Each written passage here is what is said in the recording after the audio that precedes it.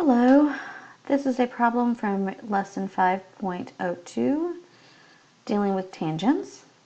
Assuming line ED is tangent to circle F at point T, what is the measure of angle EFG to the nearest whole degree? So since I know that ED is tangent and D is my point of tangency, I know that this angle EFD is 90 degrees.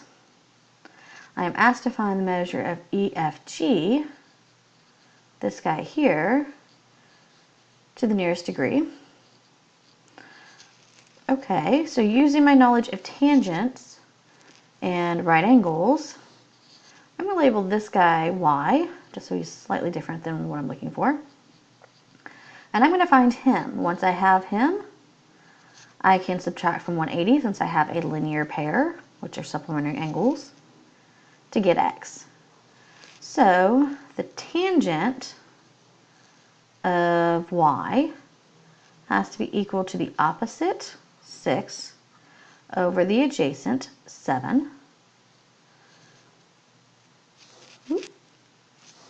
So Y is equal to the tangent inverse of 6/7.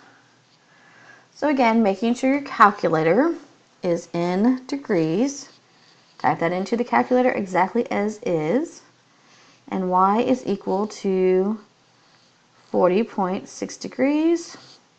Since I'm going to go ahead and round to the nearest whole degree anyways, I'm going to go ahead and do that as well here. So Y is equal to 41 degrees. So that leaves me to find X equal to 180 minus 41 degrees.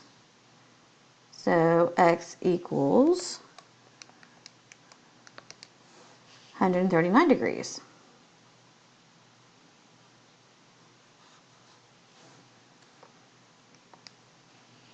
Again, if you want to do this on the calculator, make sure your calculator is in degrees mode first.